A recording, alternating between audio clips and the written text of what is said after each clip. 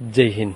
তো আজি এটা বহুত ডাঙৰ কুৱেশ্যনৰ এনচাৰ দিব গৈ আছোঁ, ঠিক আছে। আৰু এইটো ভিডিঅ' বিশেষ কৰি গাৰ্লফ্ৰেণ্ড বয়ফ্ৰেণ্ডৰ ওপৰত ভিডিঅ' হয়।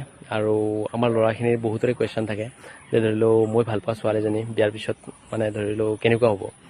তো ঠিক তেনেকুৱা মোৰ কথা শুনিব নাই। আৰু ছোৱালীখিনিৰো কুৱেশ্যন থাকে ধৰি লওক মোৰ বয়ফ্ৰেণ্ডটো বা ধৰি লওক মোৰ মানুহজনে মই কোৱা কথাটো কিয় নুশুনে, বা ধৰি লওক মই কোৱা কথাৰ বিপৰীতে কিয় কৰে। ঠিক এনেকুৱা হৈ থাকে প্ৰেম কাহিনীবিলাকত, আৰু ভৱিষ্যতক লৈও বহুত চিন্তা হৈ থাকে, ঠিক আছে। ঠিক এনেকুৱাই আৰু মোৰ মুখেৰে আজি প্ৰথম তোমালোকে প্ৰেম কাহিনী শুনিবা, ঠিক আছে। আৰু প্ৰেম কাহিনীৰ জৰিয়তে মই উত্তৰটো দিবলৈ চেষ্টা কৰিম। সকলোৰে কনফিউজন দূৰ হৈ যাব আৰু ফ'ল' কৰিবা যদি উপযোগী হয়, ঠিক আছে।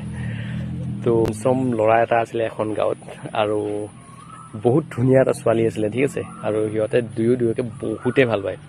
তো কিন্তু তথাপিও ল'ৰাজনৰ মানে মনত এটা কনফিউজন আছিলে যে ধৰি লওক ছোৱালীজনীজনক বিয়া পতাটো ঠিক হ'বনে নাই, বা ধৰি লওক ছোৱালীজনক বিয়া পাতিলে ভৱিষ্যতে মোৰ কথা শুনি থাকিবনে নাই। তো তেনেকুৱা কুৱেশ্যন লৈ কিনে এদিনাখন এজন ল'ৰাৰ ওচৰত গৈ ল'ৰাজনে ক'লে যে ধৰি লওক আমাৰ গাঁৱত এজন বাবা আছে কবিৰ, আৰু তাক সুধি লোৱা, তুমি উত্তৰ পাই যোৱা। তো সি ভাবিলে বাবাজনকে সুধি লওঁ। আৰু বাবাজন এদিনাখন মানে বিয়া খাবলৈ আহিলে। বিয়া খাব অহাত ল'ৰাজনে দেৰিয়ে কৰা নাই, যে গৈ বাবাজনৰ ওচৰ পালে আৰু ছোৱালীটোৰ বিৱৰণ দিবলৈ ধৰিলে। মানে ক'লে, বাবাজী মই এজন ছোৱালীক ভাল পাওঁ।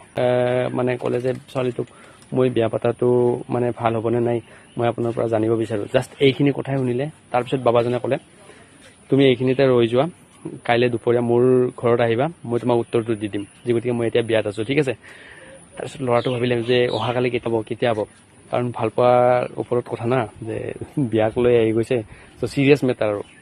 তাৰপিছত ল'ৰাজন সিদিনা ৰাতিপুৱা হ'ল, দুপৰীয়া গ'ল, কাৰণ দুপৰীয়া যাব কৈছে।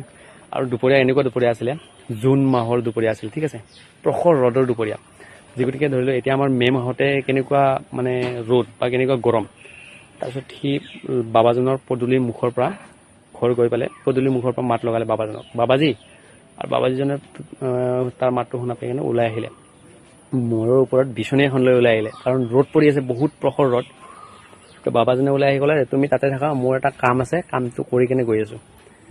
তাৰপিছত সি তাত ৰৈ চাই থাকিলে বাবাজীজনক। আৰু বাবাজীজনে নিজৰ মাইকীজনীক একদম ধুনীয়া মাতেৰে মাত লগালে যে অমুক, তুমি ওলাই আহা, ওলাই আহা, যে মোৰ ইয়াতে এটা বেজী পৰি গৈছে, তুমি লেম্পটো লৈ কিনে ওলাই আহাচোন, লেম্পটো জ্বলাই কিনে। আৰু মাইকীজনীও ধুনীয়া কৰি সেই ৰ'দৰ টাইমত, সেই দুপৰীয়া লেম্পটো জ্বলাই কিনে ওলাই আহিলে। আৰু বেজীটো বাবাজীজনে নিজে পেলাই দিছিলে, আৰু বাবাজীজনে মাইকীটোক দিলে, আৰু বেজীটো লৈ কিনে মাইকীজন ৰুমৰ ভিতৰত গুচি গ'ল। তাৰপিছত ল'ৰাজনক